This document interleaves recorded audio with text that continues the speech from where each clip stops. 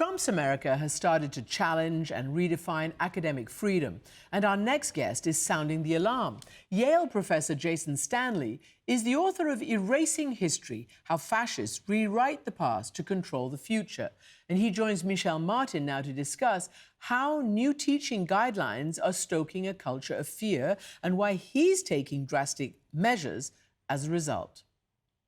Thanks, Christiane. Professor Jason Stanley, thanks so much for talking with us once again. Thank you, Michelle. It's great to be in conversation in this existential time. So you've been thinking about and writing about authoritarianism for quite a while. You recently wrote a piece for The Guardian in which you said that President Trump is leading the country down the path of educational authoritarianism. What does that mean?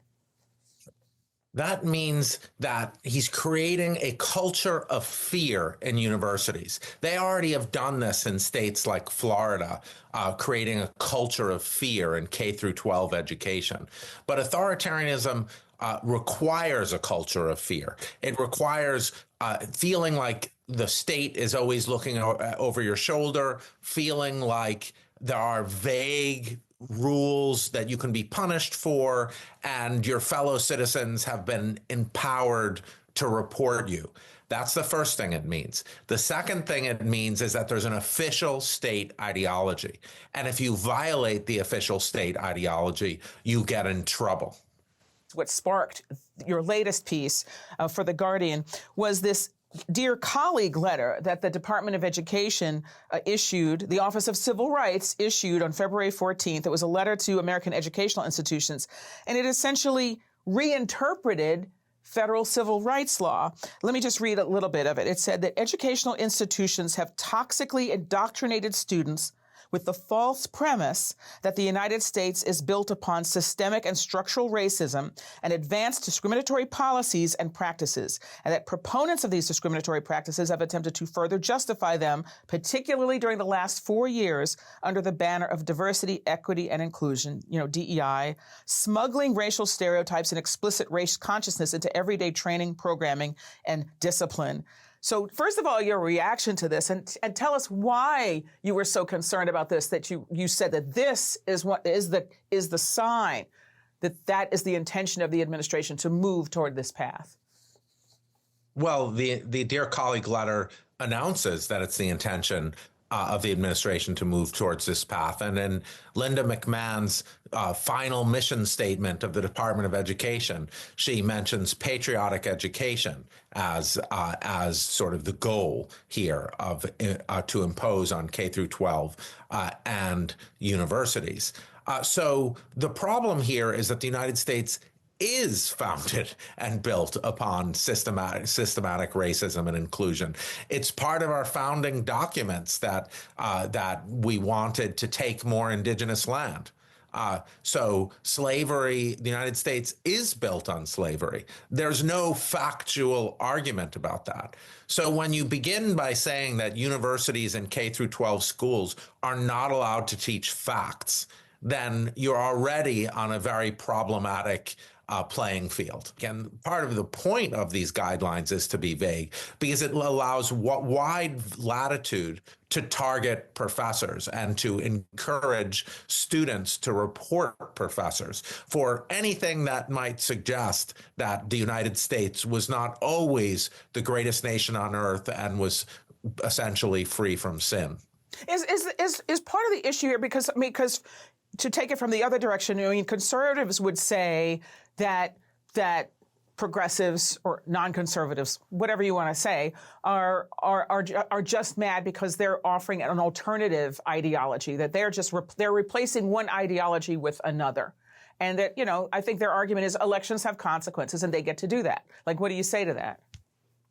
There's no such thing. I mean, in a democracy, the state cannot impose a required patriotic ideology.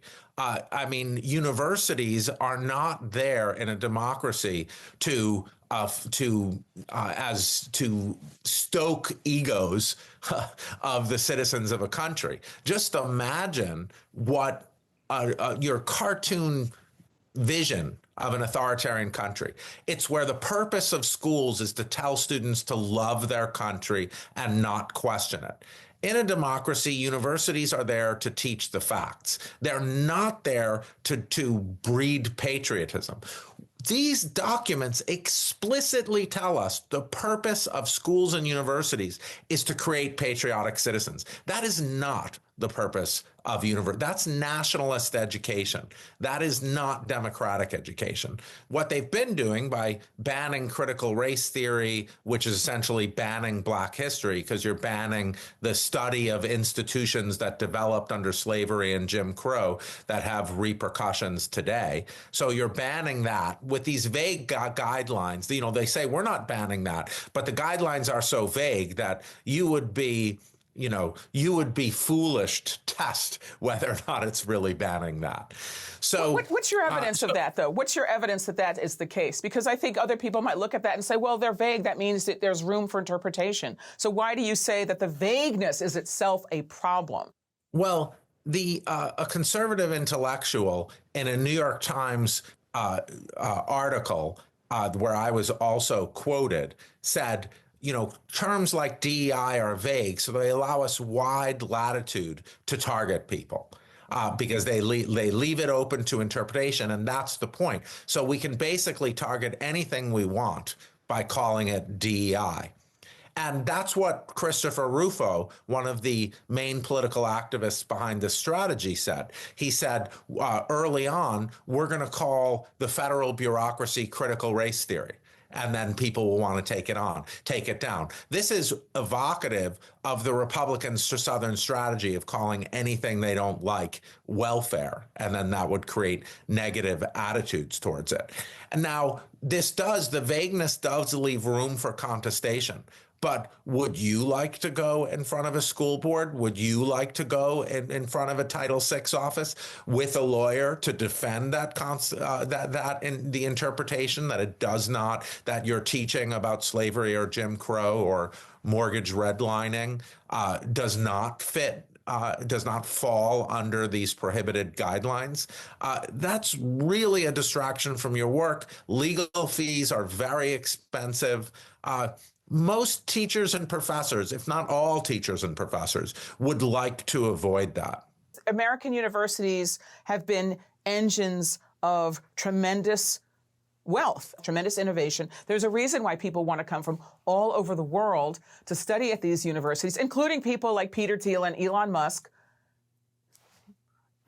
because of their role in creating private wealth through the accumulation of knowledge. So why is it that in your estimation, that these activists are so, and this administration is so sort of hell-bent on bringing universities to heel? Can I be frank, Yeah, Michelle? I hope so. They are destroying my country. They are intentionally destroying my country. They're saying Vladimir Putin is an ally. They're taking down the federal bureaucracy. They're taking down the schools and universities to enrich the billionaire class. And then they're throwing scapegoats to the American people, to the working people, trans women, Black Americans. It's about juicing up dominant group victimhood. It's about telling white Americans, you're the real victims. And once we target all the people who made you feel like you weren't the real victims, all the people who are making you feel guilty for inheriting your house from your parents when they couldn't inherit a house from your parents. Once we do that, then everything's good for you and we can dismantle the country. That's what's going on. And starting out with the universities is vital. You take down the universities. You tell people universities are just for job skills. They're not democratic institutions anymore.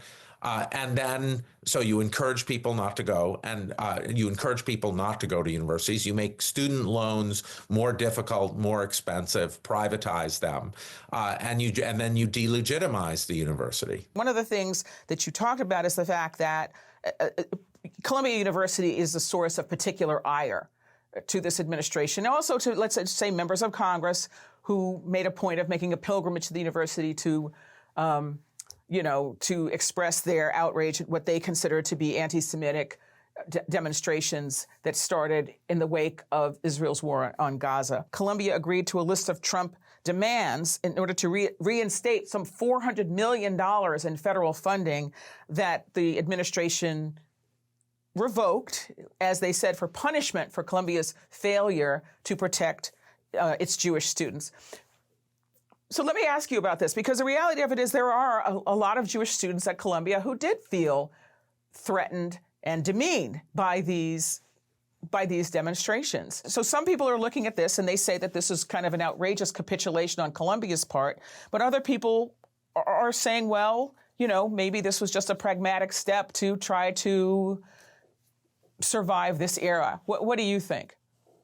There were a tremendous number of Arab students who felt incredibly threatened at Columbia. What about them? They're people too, first. Secondly, at Yale, and I'm sure this was true of Columbia, there were a very large number of Jewish students in those protests, because who on campus cares the most about the behavior of Israel? Well, one group are Jewish students.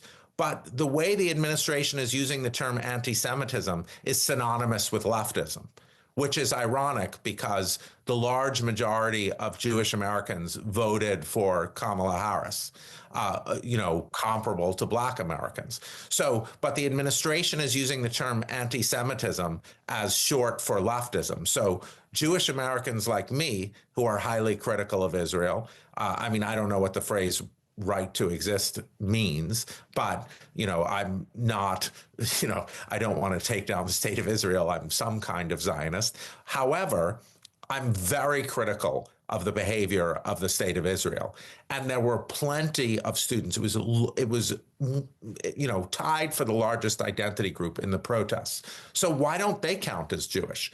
Well, the administration is saying there are good Jews and bad Jews. And good Jews are the ones who support Israel's actions in Gaza. And bad Jews are the people like me who are highly critical of what is happening and push for Palestinian rights because Palestinians deserve every bit of political equality that Jewish people deserve. You argue that the Trump administration is using the pretext of Jewish safety to justify crackdowns on dissent and critical scholarship. And you actually have said that you think this actually reinforces anti-Semitic tropes. So can you say more about that? This is reinforcing anti-Semitic tropes all across the political spectrum. What are the most toxic anti-Semitic tropes? Well, Jews control the institutions. This is absolutely reinforcing this. Any young American is going to think, remember what happened when they took down the world's greatest university system on behalf of Jewish safety? This will go down in history books. The history of this era will say that Jewish people were the sledgehammer for fascism.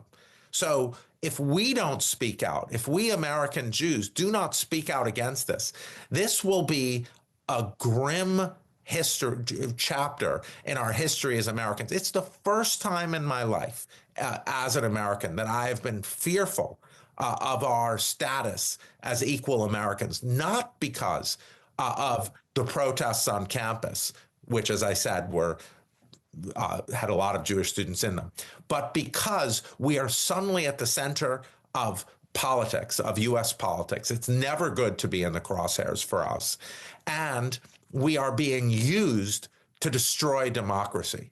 The history books are going to be harsh unless we Jewish Americans can say, this should not be done in our name. And finally, by focusing on us, they're erasing the atrocities and horrors that are happening in Gaza. And they're shifting the true victims here, not just Palestinians who are here, but the victims in Gaza and the West Bank of the Israeli government's policies. Well, then, I have two questions here. That first of all, why do you think that Columbia has agreed to these terms, including, banning face masks, and empowering campus police officers to remove people from campus or arrest them if needed. Why would Columbia, which is not a poor institution, agree to these terms? Two reasons. First of all, there are people within the Columbia structure who are essentially betraying Columbia. They agree with this ideological attack. I think that is really problematic. They're not seeing it. They're in fact traitors to their own institutions. So that's one point. The second point is that Columbia is completely bending to an authoritarian regime. And what we're seeing across universities, Michelle, is we're seeing this culture of fear, this idea that if we just do what they say, everything will be okay. But I'm seeing this everywhere. And it's one reason that I am probably leaving the United States to the University of Toronto. Really? Huh. Is that, I was going to ask, what are your thoughts about your own course here? So you feel strongly enough about this that you are going to leave the country? Yes, because I would not do this if I saw all of our universities banding together. But it's not just the universities, Michelle, it's the law firms. It's all of our American institutions. When Paul and Weiss capitulated, the part of the reason they capitulated is other law firms, instead of defending them, were going after their clients. Now, we see universities saying things, including my university, like, we're going to keep our head down so we're not targeted. As soon as I heard that vocabulary, I knew sort of, it might be that the game is over, because you're not banding together if you say we're going to keep our head down. So I want to get back to you, though. You're leaving. Any regrets about that? Do you feel in a way you're abandoning the fight, or how do you see it? I think Canada is very centrally in the fight right now. I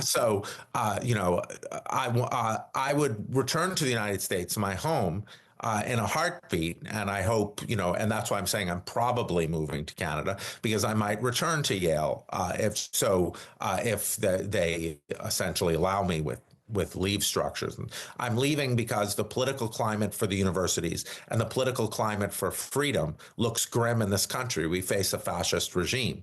So I can best fight it in a country that is dedicated to freedom, to the values that I love, the values that America, the United States, was formed on: freedom and equality. And Canada definitely centers those values. I have two Black children, two Black Jewish children, and the United States to use one of their identities as a sledgehammer for fascism, and to try to erase another of their identities is deeply problematic for me. And, there's all these longstanding features of this country, like mass incarceration that I worry, and violent policing that obviously, with two Black sons, concern me as well. But this is my home. The United States is my home. It will always be my home. I'm a patriotic American, and I want to fight